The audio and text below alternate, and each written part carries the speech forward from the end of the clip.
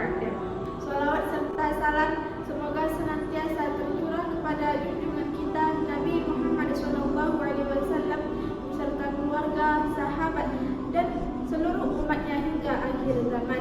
Dan melafazkan Allahumma sholli ala sayyidina Muhammad wa ala ali sayyidina Muhammad. Allah. Pada umumnya ada 3 konsep yang berkaitan dengan pemanfaatan harta benda. Pertama, komunis dengan prinsip mengutamakan kepentingan masyarakat di atas individu. Tiap-tiap individu tidak memiliki kemerdekaan dan hak kepemilikan sehingga mengutamakan si miskin namun kerugian bagi si kaya.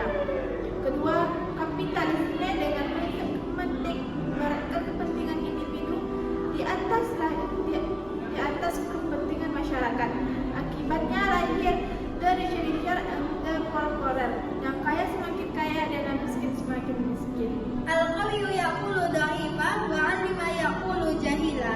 Yang kuat memakan yang lemah, yang pintar memakan yang bodoh. Homo lupus to be politik insaisti, penghisapan manusia terhadap manusia menjadi peradaban. Hadirin hanya membawa derita dan untayan air mata bagi kaum duafa. Dalam polemik tersebut muncul konsep Islam dengan unsur keseimbangan dalam pemberdayaan. Kaila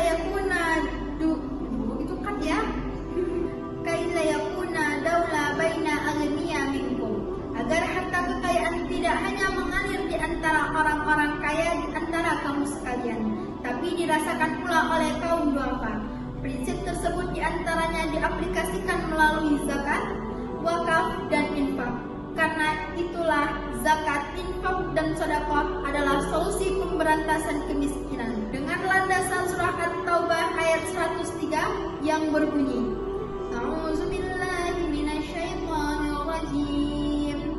Bismillahirrahmanirrahim. Khudz min amwalihim shadaqatan tutahhiruhum wa tuzakkihim biha wa shalli 'alaihim. Inna salataka sakanu lahum wallahu sami'un 'alim. Yang artinya, ambillah zakat dari harta mereka guna membersihkan dan mensucikan mereka, dan berdoalah untuk mereka. Sesungguhnya doamu itulah yang menumbuhkan ketentraman jiwa bagi mereka. Allah Maha mendengar lagi Maha mengetahui. Imam Ibnu Jarir mengatakan, ayat tersebut diturunkan berkenaan dengan permintaan Abu Lubabah beserta kedua temannya kepada Rasulullah SAW. Imam Ibnu Jarir mengatakan, ayat tersebut diturunkan berkenaan dengan permintaan Abu Lubabah beserta kedua temannya kepada Rasulullah SAW seraya berkata, Ya Rasulullah, ini harta benda kami, sedekahkanlah atas nama kami dan mintakanlah ampunan bagi kami. Rasulullah SAW menjawab, aku tidak diperintahkan Allah untuk menerima harta sedikit pun. Dengan Amar juga mengisyaratkan agar dibentuk lembaga pengelolaan zakat, wakaf, dan infak yang profesional dan proporsional. Kenapa demikian? Pertama, karena sadar membayar zakat itu hanya sedikit. Kedua, mengisyaratkan agar amilin memiliki manajemen yang bagus. Masa Orde Baru terbukti karena amilin tidak profesional, akhirnya zakat bukan mensejahterakan rakyat, tetapi zakat menjadi jaket. Hadirin yang dirahmati Allah, apa hikmah dari zakat bagi seorang muzaki? Nah, dari ayat tadi itu dijelaskan ada beberapa macam hikmah yang dapat kita ambil. Yang pertama itu ada takhir yang berfungsi dalam membersihkan harta dari hak-hak orang miskin atau fakir miskin. Orang yang tak berharta, orang yang terbaring di pinggir jalan, yang hanya merasakan pekik getirnya kehidupan dan hanya merasakan isak tangis yang ia rasakan sepanjang kehidupannya.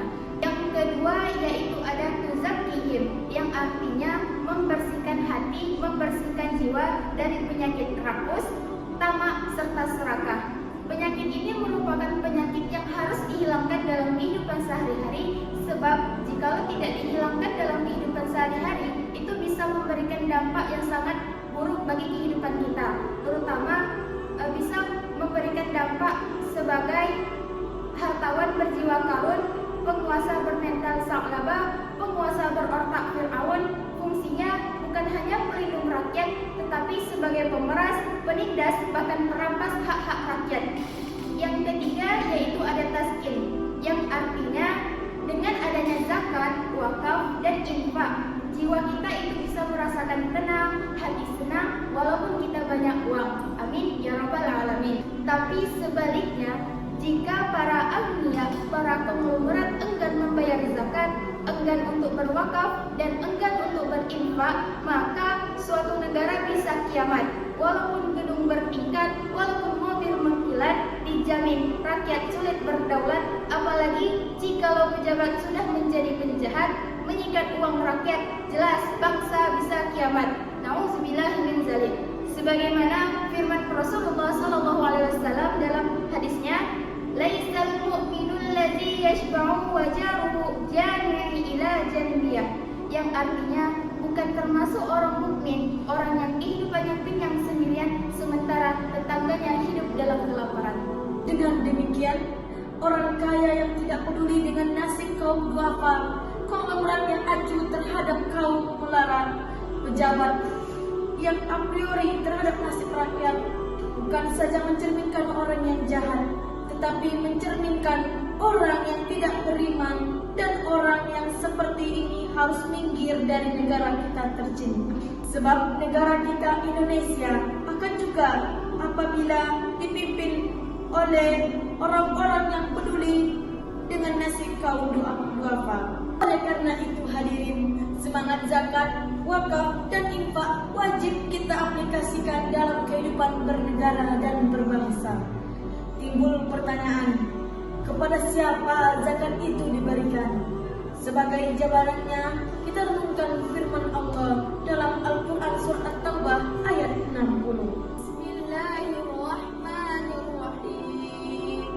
Innamas shadaqatu lil fuqara'i wal masakini wal amilina 'alaiha wal mu'allafati qulubuhum wa fir riqabi wal gharimina fi sabilillah wal gharimina wa fi sabilillah wa ibnis sabil faridatan minallah wallahu alimun hakim, yang artinya sesungguhnya zakat itu hanyalah untuk orang-orang kafir, orang-orang miskin, para amil zakat, orang-orang yang dilunakkan hatinya atau mu'alaf, untuk memerdekakan para hamba sahaya, untuk membebaskan orang-orang yang berhutang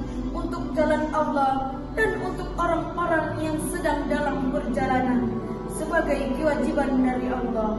Allah mengetahui lagi maha bijaksana. Hadirin yang dirahmati Allah, ayat tersebut diawali dengan innama.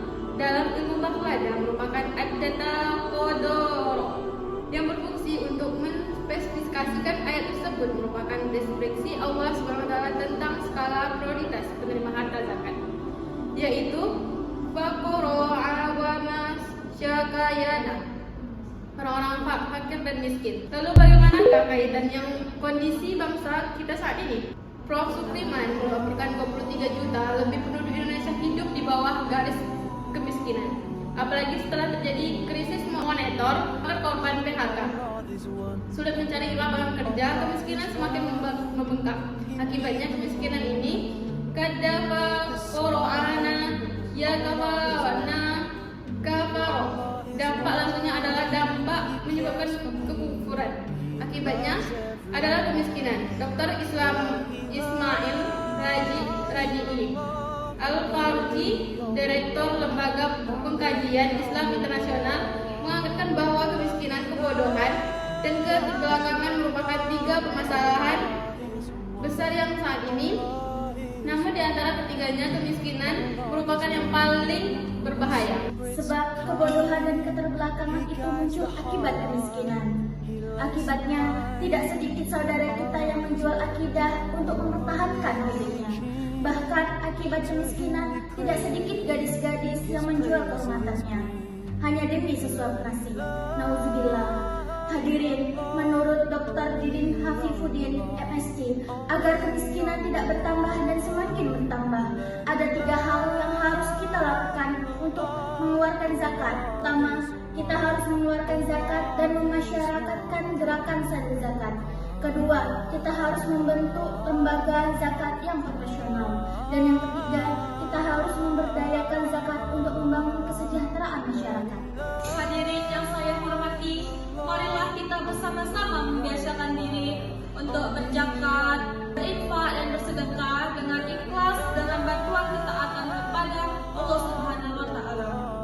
Semoga melalui amalan tersebut kita dapat membantu sesama mengurangi kemiskinan dan memperoleh keberkahan serta ridho dari Allah Subhanahu wa taala. Amin amin ya rabbal alamin. Demikian ceramah dari kami. Apabila ada salah kata yang disengaja maupun tidak disengaja dalam penyampaian, mohon dimaafkan. Wassalam.